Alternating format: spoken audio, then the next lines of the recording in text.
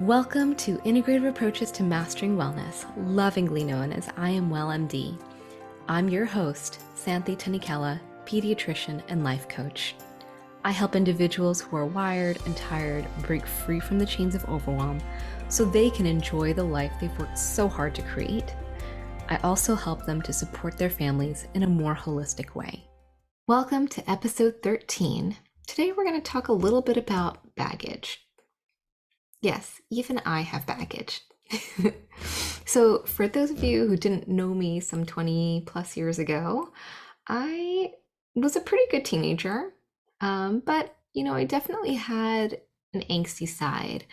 And maybe I had a bit of a chip on my shoulder. Maybe it was due to low self-esteem. It was probably a combination of these things. But I'm also going to blame a little bit of this on what was in media.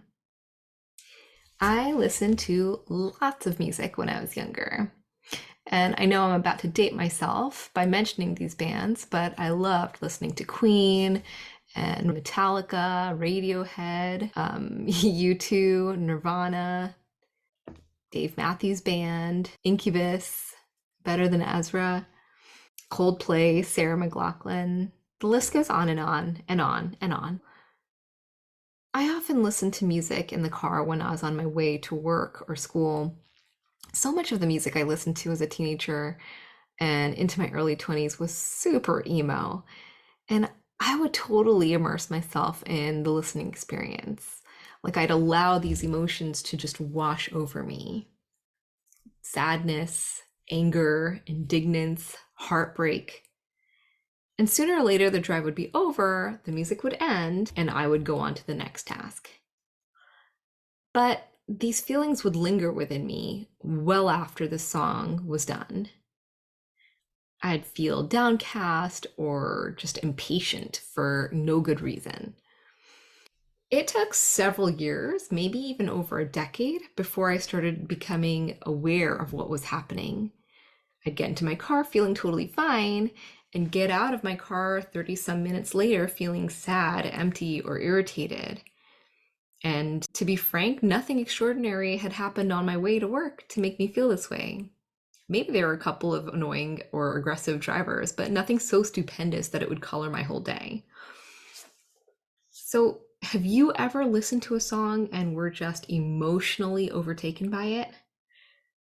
Think of a song that makes you sad. What does that feel like in your body? And how does that sadness play out in your day after the song ends? For me, I was doing this to myself at least twice a day, every day. I'd listen to music on my way into school or work, and then again on my way back home. And then if I was running errands, certainly I'd be listening to music even more. In any case, every single time I did this, I was giving myself a dose of sadness or anger. And because I had adopted these emotions as my own, I was allowing all the associated stress hormones within me to get released and then circulate. Lovely. As I got deeper into learning about mind-body medicine, some really simple but pivotal lessons were learned. One major one is that everything around us is information, and what we do with that information is crucial. So, in the example that I gave you regarding music, I was listening to the music and interpreting it as being sad, but then I took ownership of that emotion. So, not only did I own it, but I carried it with me for however long without even realizing it. And those feelings of sadness would sometimes overflow into emptiness, loneliness, or feeling misunderstood. Now, I'm generally very good at being even keel with my emotions on the outside, so it may not have impacted my appearance or my performance in an obvious way. But to be honest, it wasn't fun feeling all these negative emotions, and I'm sure it might have impacted performance in ways that were more subtle. Have you ever heard of something called mirroring? In psychology, mirroring is behavior in which one person subconsciously imitates the gestures, speech patterns, or attitudes of another person. Once I started to recognize that these emotions weren't actually mine, that perhaps I was overly empathetic and was mirroring what I heard in the music, then I was easily able to separate my emotions from that of the musician. I enjoyed the music in a very different way. I didn't have to carry the emotional baggage that the song conveyed. I could be myself and create a boundary where the music ended and I began. And that felt good. This lesson lent itself well into other areas of my life too. So not just music, but other forms of entertainment. TV, movies, podcasts, books, and so on. I basically became much more selective with what I wanted to allow in my world. I was more cognizant of what I was capable of doing with the information that I received. Now I was hungry for information that would help me, build me up, and elevate me instead of letting me stagnate in negativity. But this isn't where the growth stopped. The next iteration of this was what I dealt with on a day-to-day basis. What I talked about up until this point were things we bring into our life to entertain us. There's choice there.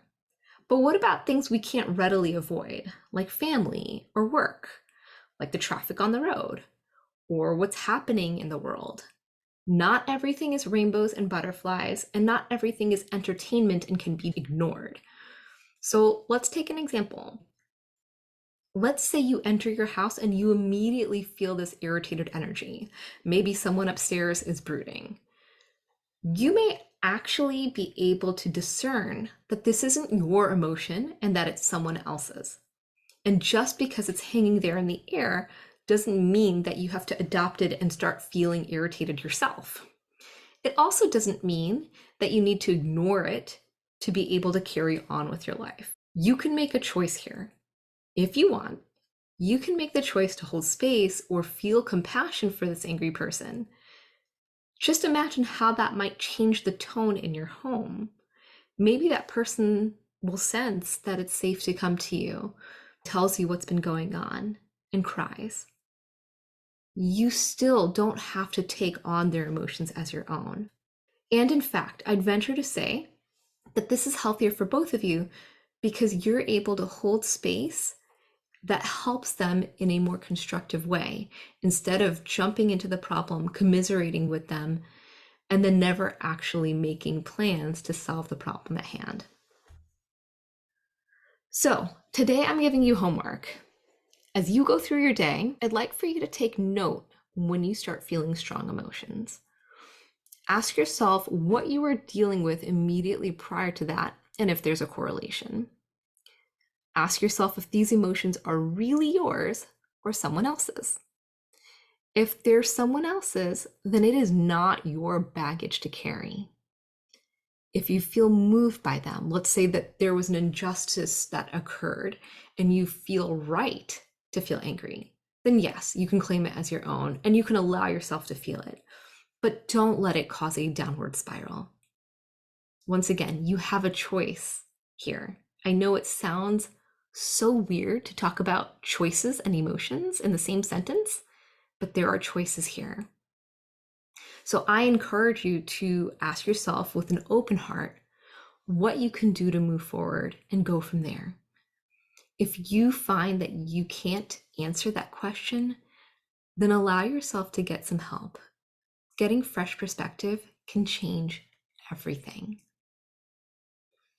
Until next time, be well. If you've liked what you heard, give us a 5-star rating and share this podcast with a friend. If you want to learn more information about Dr. Tanikella and what she does, visit her at imwellmd.com and subscribe to her email list. If you'd like to get coached, she has programs for you and the whole family.